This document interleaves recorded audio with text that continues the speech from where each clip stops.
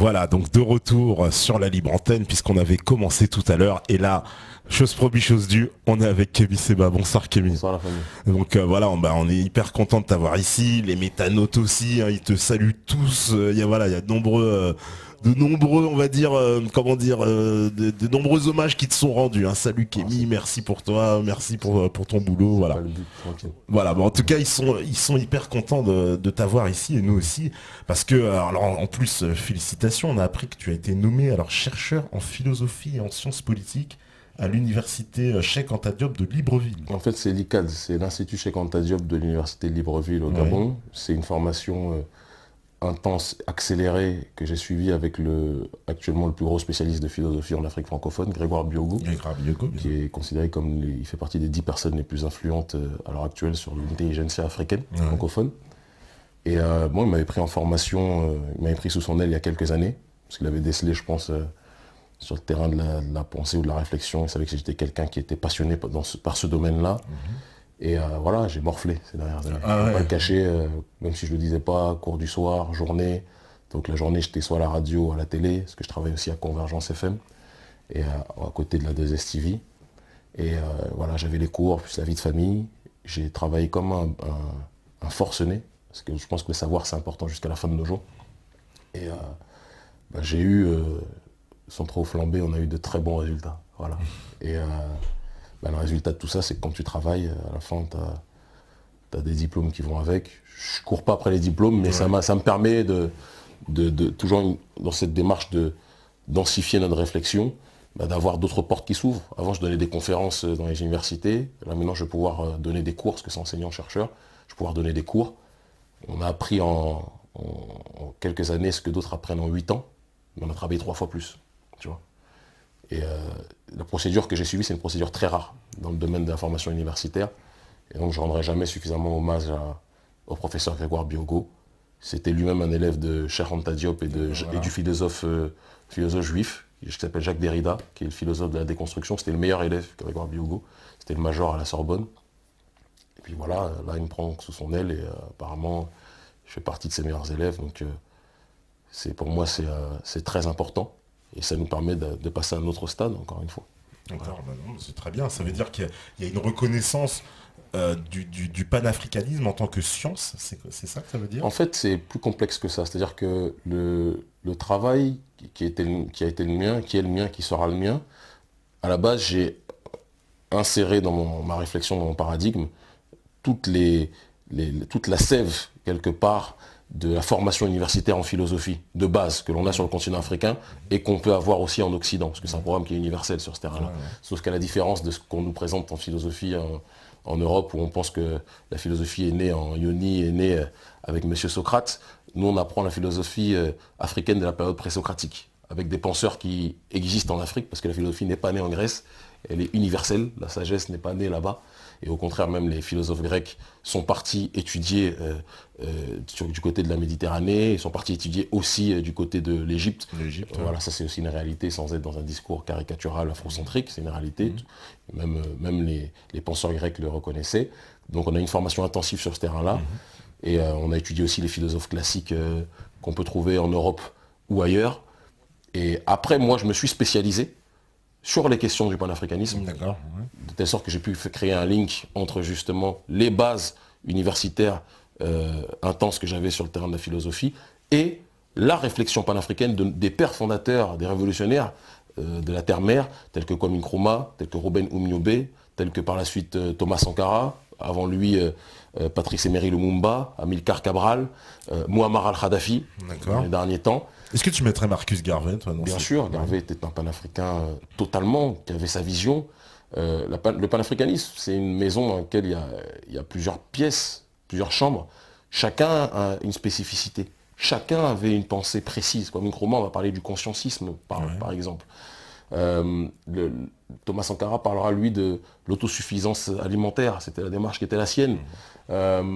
Beaucoup de personnes avaient une spécificité qui leur était propre.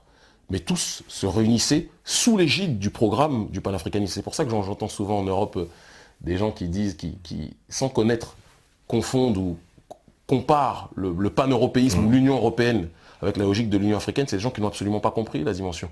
L'Union européenne est un projet du lobby du cartel financier, qu'on parle clairement, qu'on parle synthétiquement, alors que le panafricanisme, c'est l'idéologie des révolutionnaires de la terre-mère, qui ont voulu faire sauter les frontières imposées par la conférence de Berlin en 1884 et 1885 par les francs-maçons, d'accord, qui ont découpé le continent africain comme c'était un gâteau, et qui ont voulu, au-delà des divisions imposées, qui ont voulu essayer de recréer une société qui aurait été dans une logique d'être dans le contre-mondialisme quelque part.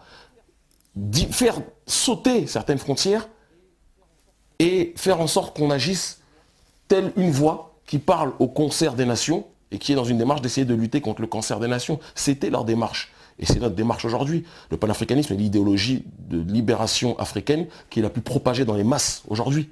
Tout le monde le sait. Il suffit juste d'aller un petit peu, de voyager, tu pars du panafricanisme, tu ouvres des portes partout sur le continent africain. Après, il est évident qu'il y a des gens qui, emportés par cette exacerbation des tensions qu'il y a à différents endroits du continent, tombent dans des réflexes tribalistes. C'est des choses qui existent aussi.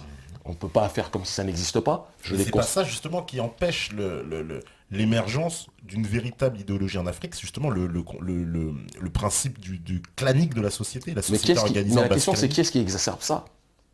La question c'est qui est-ce qui exacerbe ça? Parce que je suis l'un des plus grands exemples, en tout cas sur le terrain francophone, de cette capacité, lorsque tu viens avec un message panafricaniste. En plus, j'ai la chance, par la grâce de Dieu et par la protection de nos ancêtres, de pouvoir m'exprimer dans l'émission phare en Afrique francophone qui s'appelle Le Grand Rendez-vous sur la 2STV et qui est diffusée dans toute l'Afrique francophone par le biais de Canal+.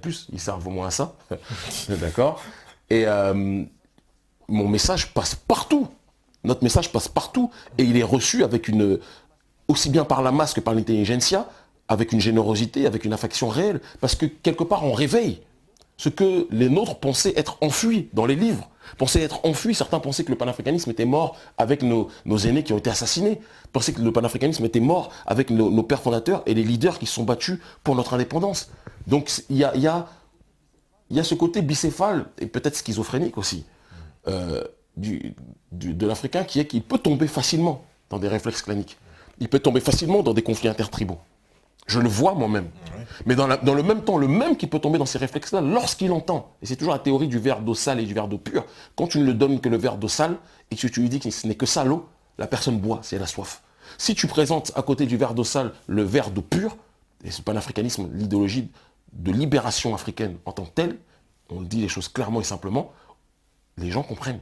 Et c'est pour ça que parfois je souris souvent quand j'observe la dissidence française, parce que elle a l'impression, par ignorance, mais réellement, parce qu'elle ne vit pas en Afrique, elle ne connaît rien de cette réalité-là, à part aller en vacances peut-être 3 jours à Marrakech ou à Agadir, c'est pas ça l'Afrique. C'est pas que ça l'Afrique. Elle a l'impression que, en gros, le panafricanisme, c'est un projet utopique. C'est des choses qui me font sourire. C'est un projet utopique. Comment les Africains peuvent se réunir, ils ne s'entendent pas, mais il faut débrancher TF1. Il faut arrêter de regarder BFM. Il faut visiter, il faut voyager, il faut aller voir les gens.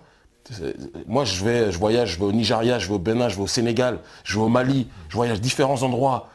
J'étais en Éthiopie en 2012.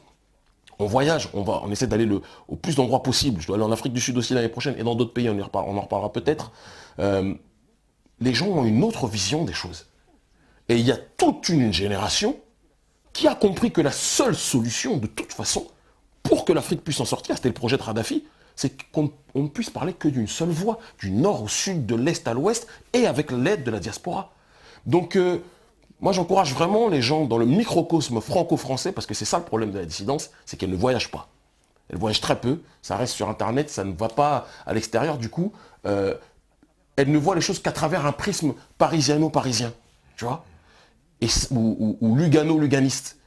Et je suis désolé de vous dire que ce n'est pas ça la réalité africaine. Il faut vivre pour comprendre ces choses-là. Il faut être sur le terrain, il faut comprendre les douleurs, être confronté aux coups et en donner aussi pour comprendre la densité de cette question-là. Et ce n'est pas du tout un projet utopique, sinon Sankara, celui que les gens citent sans le connaître, les gens ne retiennent de Sankara que la partie patriotique. C'était une partie patriotique parce qu'à l'époque, il fallait, avant de songer au projet fédéral, comme le disait d'ailleurs Kadhafi, il fallait que chacun songe à s'en sortir localement par rapport à la manière dont la pieuvre essayait de nous asphyxier. Là, on est à une autre étape aujourd'hui, où on sait qu'on est obligé de passer par une logique fédérale, continentale, pour s'en sortir. Il y a ce que certains vont parler de l'intégration africaine pour accélérer le processus. Tu vois, la CEDEAO, la communauté des États d'Afrique de l'Ouest, il y a les communautés des États d'Afrique de l'Est. Ce sont des étapes qu'on fait, ce sont des choses qui se font déjà. Mais est-ce que c'est pas finalement le projet mondialiste aussi de faire une fédération de... Puisqu'on sait très bien qu'ils veulent faire des fédérations de blocs continentaux. Mais c'est ça la caricature. Moi, c'est là où, avec toute mon affection, c'est là où je pense qu'il y a vraiment une caricature et un regard extrêmement biaisé dans la dissidence franco-française. La France, c'est le résultat de quoi? La République. Il y a les Bretons, il y a les Alsaciens, il y a les Nordistes, il y a des Flamands. J'ai vécu dans toutes les régions où je te parle, j'ai été trimballé là-bas avant d'atterrir en banlieue parisienne à mes 15 ans. D'accord? Il y a les Corses. D'accord? Tout le monde a une identité particulière. Tous ne sont pas nés français dès la base. Il y a quelque chose qui s'est passé. Il y a eu un historique, il y a eu un choix. La République est un choix. Certains vont dire que c'est un choix qu'on peut contester ou autre, mais c'est un choix de construction d'un peuple en fonction d'une idéologie. Pourquoi vous voulez refuser à d'autres, et je dis vous, je ne parle pas forcément de toi, mais vous voulez refuser à d'autres ce que vous acceptez pour vous autres? Si les Lumumba, si les Sankara, si les Oumniobé se sont levés, si les Steve Biko se sont levés, si les Amilcar Cabral se sont levés, pour que ce projet puisse voir le jour, si les Muammar al-Radhafi se sont levés, et c'était le dernier qui a plus que jamais répondu cette logique panafricaine, arabe ou bédouin de son état comme on le présente, s'ils ont été dans cette logique-là, c'est parce qu'ils savaient que c'était un mal nécessaire. Parler avec une voix unique. On ne sera plus fort qu'en se réunissant pour lutter contre la pieuvre qui, elle, n'est pas contrairement à ce qu'on pense. Parce que tu dis, est-ce que c'est pas le projet mondialiste d'être dans la logique de la confrontation des blocs? Mais la preuve que non, c'est que le mondialisme vient sur le continent africain et divise, même à l'intérieur des pays, les ethnies contre les ethnies. Donc, ce qu'ils veulent peut-être pour d'autres contrées, ils ne le veulent pas pour le continent africain. Ils ne veulent pas qu'il y ait une voie unique. Ils veulent que ça soit quelque part la division en différentes factions. On voit Soudan du Sud, Soudan du Nord, on le voit à différents endroits. On le voit en Centrafrique aujourd'hui. On peut analyser ça pendant des heures et des heures. Je l'ai fait, il suffit d'aller sur YouTube, voir les chroniques qu'on a fait à la TV à ce sujet. Ça, ce sont des choses réelles. Et nous, notre démarche, celle de nos pères, et la nôtre aujourd'hui, celle de notre génération, c'est être dans cette logique de comprendre que faire sauter ces frontières maçonniques, c'est une obsession, c'est une obligation pour nous, et c'est un mal nécessaire. Faire sauter ces frontières ne veut pas dire faire disparaître la diversité africaine. Nous ne sommes pas uniques, au sens que, je veux dire que l'Africain de l'Est, l'Africain de l'Ouest, l'Afrique centrale, je voyage partout, il y a des différences. Oui. Mais personne ne dit le contraire. Comme il y a des différences entre le nordiste, il y a des différences entre le nordiste et le corse. Il y a des différences entre le nordiste et le breton. Pourtant, ils parlent tous de la République. Et c'est pas quelque chose que Kémy Séba est venu inventer en 2014. C'est-à-dire ça, c'est ce que certains qui ont, selon moi, une ignorance crasse, mais qui parlent quand même avec certitude. Tu vois, qui parlent avec... C'est ça que moi qui me fait souvent sourire, c'est beaucoup parlent d'Afrique ne la connaissent pas.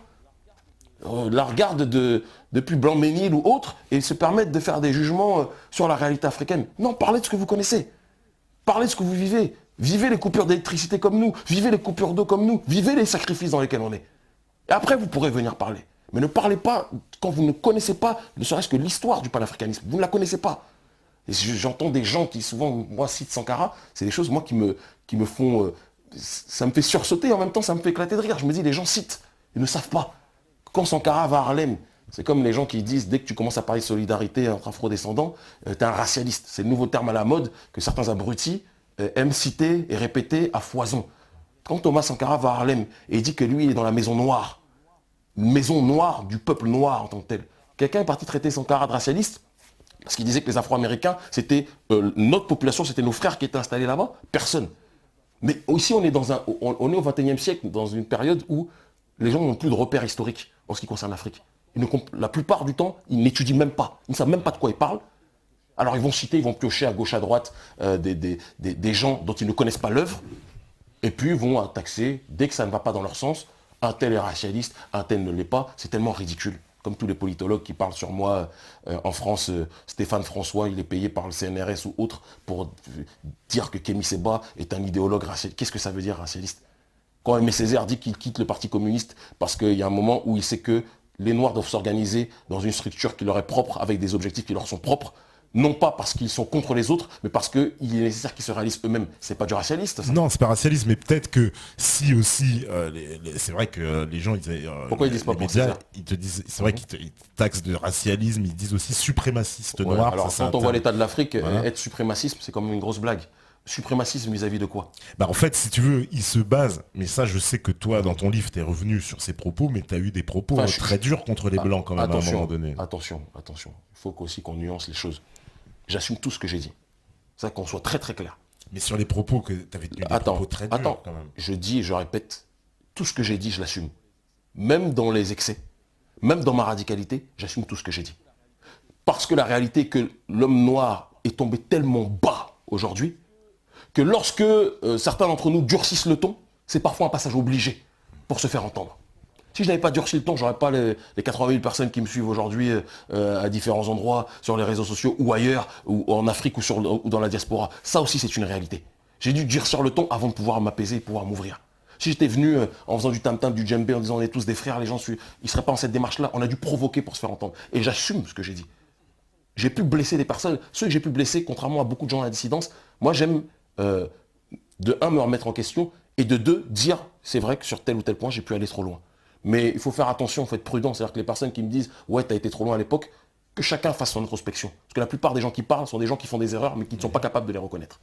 Et ça, je le dis sans aucun problème. Et ce que j'ai dit par rapport à la manière dont l'Occident se comporte vis-à-vis de nous, l'oligarchie occidentale, la seule chose que j'ai dit, regretter, que je regrette sincèrement, et je le dis toujours, mais je ne veux pas m'excuser mille ans non plus, il faut qu'on soit sérieux, c'est d'avoir fait l'amalgame entre le prolétaire occidental, qui souffre lui aussi, qui est dans une douleur réelle, qui est esclavagisé lui aussi, d'une autre façon, par le grand capital, qui a des problématiques qui, sur certains points, peuvent être liées aux nôtres.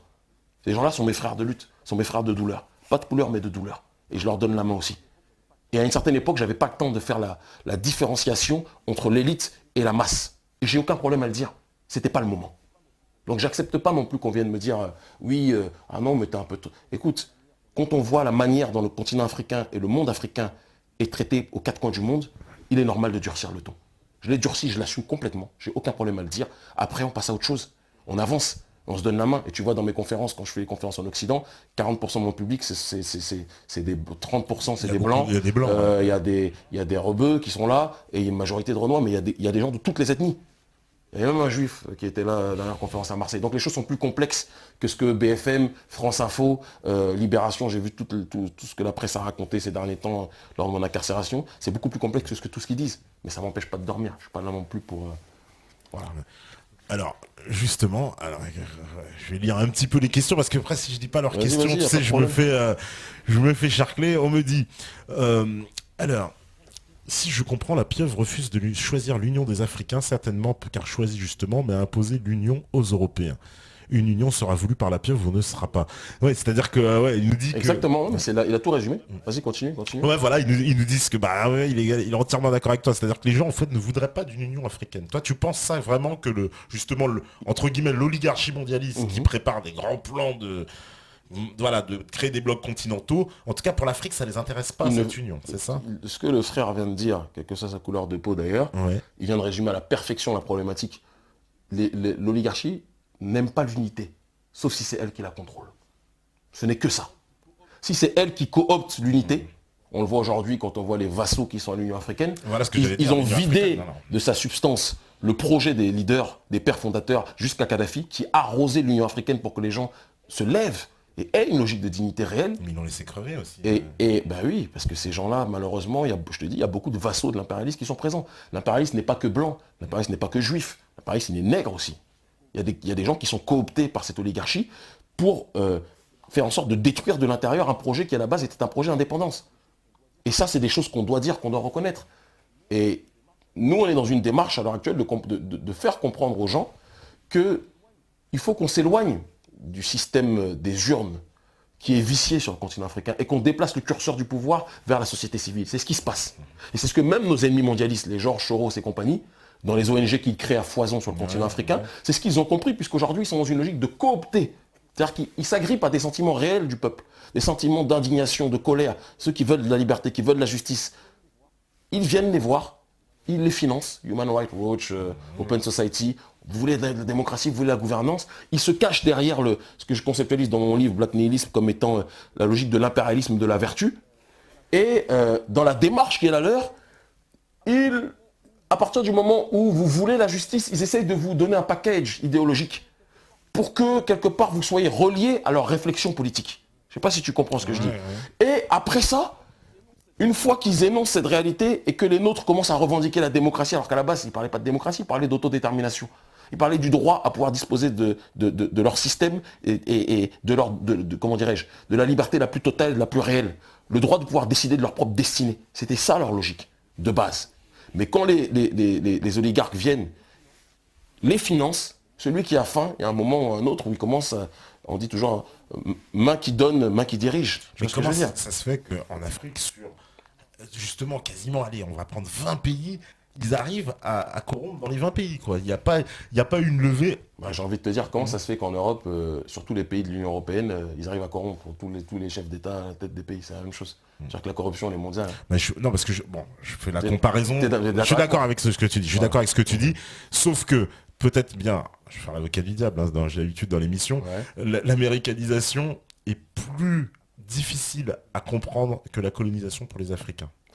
Ça, c'est quelque chose sur lequel on se rejoint. Et c'est la grande... Il n'y a même pas de débat dessus. La grande force à l'heure actuelle de l'oligarchie, c'est d'essayer de nous focaliser, pousser à nous focaliser à la limite même en disant on conteste l'ancienne France-Afrique alors qu'il y a une mutation du système de prédation impériale sur le continent africain. C'est-à-dire que de l'ancienne France-Afrique, de la sphère francophone, l'oligarchie qui est la même, c'est la même qui dirige aux États-Unis, qui dirige en France, c'est le même. Ils réunissent tous sur Nightbrit et compagnie. Donc ce sont les mêmes en réalité. Eh bien, ils nous laissent nous battre contre des systèmes de pensée qui, eux, mutent, mais ils nous donnent la sensation qu'ils restent les mêmes, pendant que eux sont en train de remettre leur force dans un autre courant qui est plus séduisant, l'américanisation des esprits, d'accord, la qatarisation des esprits aussi, parce que les pétromonarchies ont aussi une responsabilité. Il ne faut pas qu'on dise que c'est que les Américains et autres.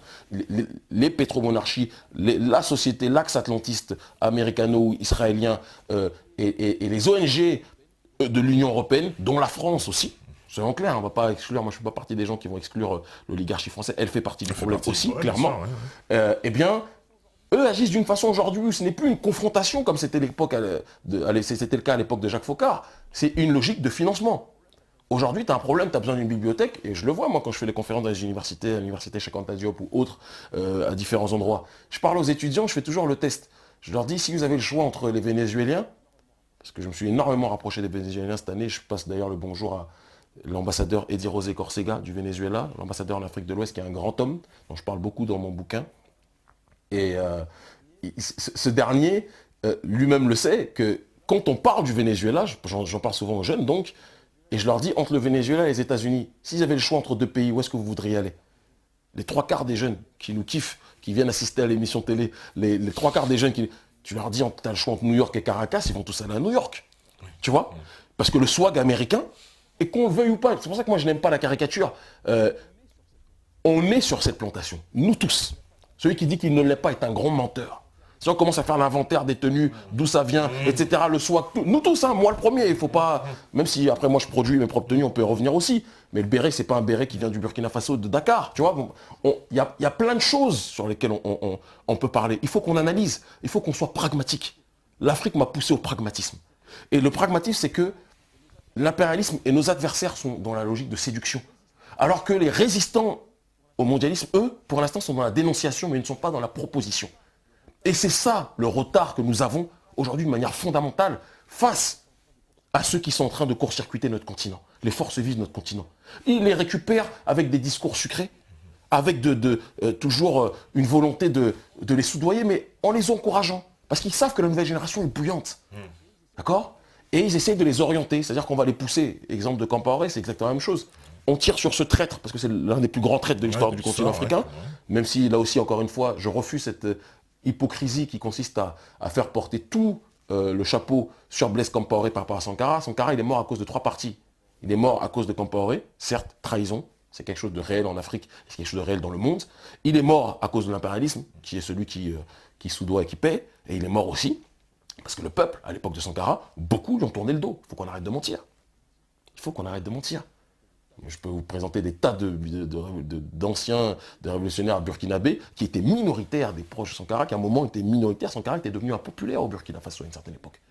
Parce qu'il était, et il le dit même dans une interview, l'une des dernières interviews qu'il a fait, j'encourage tout le monde à aller l'étudier et pas simplement dire on le connaît quand on ne connaît pas son œuvre. Il est interrogé, on lui pose la question de savoir est-ce qu'il se sent compris. Il dit non, je ne me sens pas compris par le peuple. Le peuple ne le comprenait pas à la fin.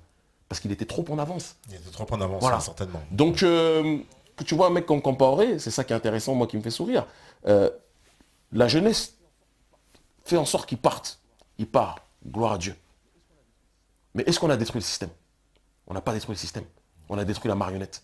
Tant qu'on ne détruira pas le marionnettiste, et ce que je dis pour la politique, je le dis dans tous les domaines, que ce soit sur le terrain de la culture, sur le terrain du cinéma, dans le terrain musical ou autre, détruire la marionnette, critiquer la marionnette, c'est bien.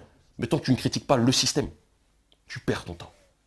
Et c'est déconstruire, pour reprendre du Derrida justement, tant qu'on ne sera pas dans la logique de déconstruction, on ne pourra pas s'en sortir. Parce que pour construire, il faut être capable de déconstruire les mauvaises herbes et les mauvaises fondations, selon moi. Et justement, alors, le panafricanisme, tu le définis quoi? Comme à la fois une identité noire ou c'est une idéologie politique? C'est une idéologie politique. C'est pas, complètement. Qu'est-ce que ça veut dire une idéologie noire? Nasser était un panafricain. Ouais. Parce que pourtant Nasser n'était pas bleu. Tu vois, non, bien sûr. Donc ça veut dire que toi... Kadhafi n'était pas du Burkina Faso. Donc je comprends bien que toi, dans ta logique, l'Afrique forme un seul vrai continent, de l'Algérie, du nord au sud, de l'est à l'ouest, avec la diaspora. Maintenant, il ne faut pas qu'on monte. Le continent africain est un continent essentiellement noir, de facto. D'accord? Et l'idéologie panafricaine est née à la base chez des noirs. Ce n'est pas du noirisme ou du négrisme ou de l'afrocentrisme. Garvey, Webb Dubois, c'était des afros. C'était des nègres, pour parler, reprendre la terminologie, la logique d'Aimé Césaire ou de Léon Gontran Damas. D'accord? Maintenant, après, de cette volonté d'indépendance culturelle du monde noir, qui s'est adapté au continent où il était majoritaire, son continent, sa terre-mère, cette idéologie a pénétré dans toutes les sphères du continent. Du nord au sud, de l'est à l'ouest, au centre. Et dans ce nord aussi, des gens du FLN à l'époque, d'Algérie, ont une responsabilité énorme dans la logique d'indépendance du continent africain et faisaient partie du projet panafricain. Ce n'est pas quelque chose qu'on doit nier, sur lequel on doit mentir. Ouais. Par contre, ce qu'on dit, et parce qu'il faut le dire, c'est qu'au XXIe siècle, dans cette période de crise qui touche l'Occident et qui touche par ricochet un petit peu le Maghreb, les mêmes causes produisent les mêmes effets, d'accord? On arrive à une situation avec ce qu'on appelle la logique du dumping social, avec toujours cette démarche de quelque part de prendre à bas prix des ouvriers pour les faire travailler et faire en sorte que les personnes d'origine ou des personnes de souche elles-mêmes perdent leur emploi. Tu crées des tensions entre l'immigration, entre l'immigré et la population qui est de souche quelque part. Et ça fait bénéficier, ça fait profiter, ça profite à qui, excuse-moi? Ça profite aux élites que l'on connaît, d'accord? Et du coup, il y a une sorte de négrophobie hystérique à l'heure actuelle, qui est dénoncée même par certaines voix au Maghreb, qui est présente. D'accord. Voilà, au Maroc, il faut le dire aussi. Ouais. Et on dit, et je fais partie de ceux qui disent, et je l'affirme mais avec force, que oui, je pense que le panafricanisme ne pourra pas se faire sans l'Afrique du Nord. Mais oui, je dis que avant que l'unité, que le panafricanisme puisse être réalisé, il faut que le Maghreb puisse régler aussi sa problématique vis-à-vis de l'Afrique subsaharienne, vis-à-vis du nègre de manière générale. On racialise la question, mais en réalité, c'est une question de classe aussi. Tu vois, c'est une question sur laquelle le capitalisme a largement sa place. On vient de parler du dumping social, c'est une réalité aussi. Mais c'est aussi une question fondamentale liée aussi à l'ethnicité. Il y a un rapport aussi, il y a un regard partout dans le monde. Est-ce qu'ils sont pas un peu justement influencés par une grille de lecture occidentale? Il y a une grille de lecture occidentale. De toute façon, je veux dire, à une certaine époque, le Maroc voulait rejoindre l'Union européenne. Il faut se poser des questions. Oui. Tu vois, donc voilà. Donc c'est sûr qu'ils sont que l'élite, pas les Marocains de base, parce que quand je pense au Maroc, je pense aussi à Ben Barka, d'accord. Et Mehdi Ben Barka, c'était un grand bonhomme. Mais ils sont influencés par une grille de lecture. Et puis il y a aussi une autre chose dont il faut qu'on parle, qui est très tabou. Sans faire de la chouinerie ou de la victimisation de bas étage ridicule, il y a encore des restes, selon moi, d'une négrophobie passée ou d'un racisme qui existait à l'époque de la traite j'aime pas dire arabo-musulmane parce que c'est une traite arabe, c'est pas une question de religion ou pas religion, c'est une traite d'une oligarchie, encore une fois, arabe ou arabophone, Et vous remarquerez d'ailleurs que l'oligarchie occidentale et l'oligarchie arabophone, ou l'oligarchie arabe, elles ont des grands points communs. Et bien souvent, les capitalistes de ces deux oligarchies, les maîtres de ces deux oligarchies-là, ils font partie de la caste apatride qu'on ne peut pas citer. D'accord ? Sans rentrer trop loin, si on veut monter dans le raisonnement. Et le problème, c'est qu'il y a des stigmates d'une suprématie des uns au détriment des autres qui existent aussi encore et qui s'allient à cette logique justement du rapport de classe qui existe dans ce Maghreb et qui existe par extension dans le monde arabe. En plus, et il faut et je veux dire, c'est là où je vois le côté parfois ridicule, j'ai pas peur de le dire, cette hyper susceptibilité quand on aborde ce sujet. Direct, les gens disent ouais, je fais de la victimisation, mais je fais pas de victimisation. T'as vu quelqu'un pleurer? Personne ne pleure sur ça. Je dis juste qu'il faut que l'Afrique s'organise du nord au sud, de l'est à l'ouest. Mais pour ça, il faut régler les problèmes. Et pour régler les problèmes, il faut parler. Et c'est ce que je dis avec certains, je ne vais pas citer les noms ici, mais certains artistes maghrébins ou c'est ce que je disais, notamment en août, j'ai vu Tariq Ramadan, on a discuté 1 heure à Dakar, on a eu un entretien, on pourra avoir l'occasion d'en parler. C'était ces questions-là qu'on a abordées, on est en désaccord sur énormément de choses, énormément, mais sur ces questions-là, on convergeait. Il faut qu'on parle. Il faut qu'on parle. Si on ne le fait pas, personne ne le fera pour nous. Et si tu regardes comment l'oligarchie fonctionne, tu sais ce qui est extraordinaire. Durant le conflit israélo-palestinien, des temps derniers durant l'été, regarde ce que l'oligarchie a fait. Regarde ce que l'élite israélienne a fait. Ils ont fait des reportages sur la manière dont les Noirs, alors qu'eux-mêmes maltraitent à un degré inimaginable les Noirs, mais on maltraite ce qui est maltraitable. À un moment, il faut qu'on se rebelle aussi, tu vois. Mais ils maltraitent les falachas, etc., en Palestine occupée. Mais ils ont fait des reportages sur la manière dont les Noirs palestiniens, parce qu'il y en a, c'est une chose dont on parle très peu, étaient traités. Pour mettre en avant, en gros, le degré de négrophobie qu'il y avait aussi dans le monde arabe. Et pousser les Noirs qui se sentaient sensibles vis-à-vis de la cause palestinienne légitimement, parce que les Palestiniens sont occupés, d'accord, à l'heure actuelle, en disant, vous êtes solidaires de gens qui discriminent les vôtres. Ils sont très forts. Mais ils sont très forts de notre faiblesse, parce que nous, on ne parle pas entre nous. On ne règle pas les problèmes. Et si on laisse ça grandir, ça va faire une métastase. Et c'est pour ça que je dis que le dialogue est nécessaire. Il faut qu'on se parle. Il faut qu'on n'ait pas peur de se dire, ça va, ça ne va pas. Il faut que le noir aussi arrête d'être le paillasson partout où il va. Et il faut que les autres, et moi je te le dis, de toute façon, partout où je vais, personne va me manquer de respect. Je vais en Iran, pourtant il y a des noirs qui subissent voilà, des grosses difficultés là-bas, qui connaissent des grosses difficultés là-bas. Quand je vais là-bas, tout le monde me respecte. Quand je me rapproche des Vénézuéliens, les noirs foncés au Venezuela, même si le Venezuela c'est une autre idéologie, c'est une autre façon, parce que Simon Bolivar a été élevé par des esclaves noirs. D'accord ? Il faut le savoir, les bonnes de Simon Bolivar, le père du bolivarisme, qui est l'idéologie d'ailleurs d'indépendantisme en Amérique du Sud. Il serait intéressant d'ailleurs de tracer des ponts de liaison entre le bolivarisme et le panafricanisme. C'est exactement la même chose, il faut juste interroger les gens. Le bolivarisme veut unir toutes les nations d'Amérique du Sud dans un projet commun. Personne ne leur dit « ouais, mais c'est utopique de dire ça ». Il n'y a qu'avec les Africains qu'on dit ça, d'accord ? Eh bien, quand je me rapproche de ces différents pays, quand je parle avec d'autres, même des Russes ou autres, mais quand ils voient que vous respectez vous-même, ils vous respectent. Il y a un moment, il faut aussi qu'on arrête.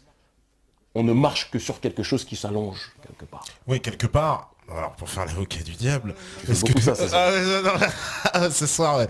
Non, mais est-ce que justement, même on a parlé d'esclavage et de colonisation, mais est-ce que justement, il n'y a pas une responsabilité africaine? Moi, je le dis toujours qu'une civilisation est détruite par l'extérieur que si elle est rongée de l'intérieur. Ça, c'est des discours que dans la dissidence franco-française, les gens n'en font pas. Partout ailleurs en montant sur ce terrain-là. Je suis le premier à parler d'anti-victimisation. Je suis le premier à parler d'autodétermination. On est les premiers responsables de la manière dont on est traité dans le monde. Il faut le dire. Mais être les premiers ne veut pas dire qu'on est les seuls. Et moi, je te le dis, je fais partie de ceux, et je suis loin d'être le seul. Il y en a des dizaines j'ai même pas envie de dire de chiffres. Je parle même pas parmi mes dizaines de milliers de sympathisants, mais même au-delà, il y a des millions de gens qui sont dans une démarche où ils ne laisseront plus jamais quiconque les traiter d'une façon qui ne sera pas en adéquation avec notre dignité d'homme. Mais pour cela, on a une responsabilité. Il faut qu'on se redresse aussi, qu'on arrête de se courber. Et l'Africain a une responsabilité définitive et déterminante dessus. Moi, je le dis toujours. Je vois des gens qui peuvent être des racistes extrêmes. Quand ils me voient, ils vont toujours se comporter de manière correcte avec moi. Parce que je ne les mendie pas. Tu ne les mendis pas, voilà. Parce que je suis pas là pour avoir une place avec eux. Je suis pas là pour rentrer dans leur maison. Je suis pas là pour, ah oui, je vais être avec vous, j'ai besoin de vous. C'est pas mon projet, ça. Ça m'intéresse pas. Ça m'intéresse pas que je sois en Afrique ou que je sois ici. J'ai jamais songé à vouloir mendier des miettes chez les autres. Ça m'intéresse pas, ça ne m'a jamais intéressé, ça ne m'intéressera jamais. Voilà. Donc il y a aussi une façon dont nous autres, nous devons nous comporter. Et de cette façon, il y aura une interaction avec autrui. Mais il faut aussi que les autres se rappellent qu'on est tous les nègres de l'oligarchie. Nous sommes tous les nègres de l'oligarchie. Enfin, Frantz Fanon disait dans les années 50 et vers la fin des début des années 60, enfin il est mort en 61, il disait « Nous sommes tous les damnés de la terre ». Moi je dirais aujourd'hui on est tous les nègres de la plantation Rothschild. On est tous des nègres, du plus clair au plus foncé. Et dans ce cadre-là, parce qu'on est tous des nègres du plus clair au plus foncé, il faut qu'on soit dans une dimension d'éviter de traiter le plus sombre d'entre nous comme un sous-homme, sous prétexte qu'on nous a appris, on nous a conditionné pour être dans une logique de suprématie des uns vis-à-vis des autres. Parce que ça, c'est justement la plus grande force du capitalisme, nous avoir poussé dans des rapports ethniques et nous avoir poussé à oublier la logique de classe. C'est une diversion, mais c'est une diversion qu'on ne doit pas négliger. Il faut qu'on analyse tout dans sa globalité, sinon on ne pourra pas s'en sortir. Par exemple, sur le franc CFA. Le franc CFA, toi, tu le dénonces comme une aberration coloniale. C'est une aberration coloniale, évidemment. Et beaucoup d'Africains le défendent. Ils le défendent. Moi, j'ai l'impression qu'il y a... J'en discute, c'est très bien, voilà, avec même des gens de ma famille qui ont peur, si tu veux, qui disent que si on part du franc CFA, ils vont ça apporte la stabilité, voilà, et que l'Afrique ne sera pas stable. Et est-ce que justement, ils s'infantilisent pas eux-mêmes comme un peu un enfant qui dirait ah non j'ai peur si ma maman s'en va quoi en gros. Alors que toi justement t'es plutôt un rebelle à dire il faut virer les parents et je veux prendre mon indépendance et être chez moi tout seul. Alors je te cache pas que j'ai une double lecture. Évidemment de manière définitive, on est opposé au franc CFA, c'est logique. Moi je suis payé en franc CFA, pays. Quand je travaille, je suis pas payé dans une monnaie qu'on a créée encore, parce que c'est ça aussi la réalité. On vit avec au rythme où on doit aller. Et on essaie d'avancer le plus loin possible. Il y a un spécialiste de la question du franc CFA qui s'appelle Nicolas Gbou. Ah oui, d'accord, je savais même pas qu'on l'avait invité ici. Et qui a énormément travaillé sur ces questions. C'est quelqu'un d'éminemment respectable. Même si après on peut peut-être ne pas être d'accord sur tout, mais c'est un aîné. Enfin, un docteur en économie. Qui est un spécialiste de la question, qui n'est à mon sens pas assez écouté. D'accord. Ça aussi c'est quelque chose qui est dommage. Et il s'est plongé dessus. Moi, je faisais partie des gens à l'époque de la diaspora, quand j'étais uniquement ici, dans la diaspora, où je passais mon temps à parler du franc CFA. En vivant en Afrique et en voyageant aussi dans les pays anglophones, parce que nous, dans la sphère francophone, on est soumis à ce régime-là, néocolonial toujours, mais dans la sphère anglophone, ils ne sont plus dedans. Non. La plupart sont sortis de ça, même s'il y a encore un autre système de prédation qui est le Commonwealth, qui les maintient, encore une fois, sous une certaine forme de contrôle, mais c'est moins paternaliste en France. C'est beaucoup moins paternaliste en France, sur le continent. Et cette idéologie, enfin c'est beaucoup moins paternaliste dans le monde anglophone que dans le monde anglophone, pardon. Et cette idéologie anglophone, on la retrouve même sur la manière dont il gère les communautés, où il laisse les communautés vivre beaucoup plus librement. Et au final, du coup, elles se braquent beaucoup moins vis-à-vis de l'état dans lequel elles sont. Dans lequel elles sont installées. Même aux Antilles, ils ont eu leur indépendance, etc. Depuis longtemps. Tu vois, alors que dans la sphère francophone, il y a toujours cette volonté de materner, de paterner, n'ayant pas peur de dire les mots, et de leur faire comprendre c'est comme ça, c'est comme ça, c'est comme ça, c'est comme ça, c'est comme ça qu'on avance. Là où je vis, là où je voyage, je me dis que il faudra absolument qu'on finisse par sortir de ce système-là. Mais malheureusement, je suis dans une logique d'ordre de priorité aussi. Tu vois, parce que quand tu es confronté à la faim, quand tu es confronté aux problèmes les plus basiques sur le continent africain, des plus basiques, des gens qui meurent de la grippe, ça c'est du factuel. Alors tu nous parles d'Ebola, tu vois, Ebola même, c'est des gens qui meurent de la grippe aujourd'hui au XXIe siècle. Le franc CFA est une obligation au sens qu'il doit être détruit. Mais ça paraît comme un luxe de parler de cette problématique-là quand tu es dans certaines urgences. Et c'est pour ça que des mecs comme Sankara, des aînés comme Thomas Sankara, des aînés comme d'autres, bien qu'ils étaient contre cette aberration-là, d'accord, ne se sont pas focalisés d'abord dessus. Je les comprends totalement.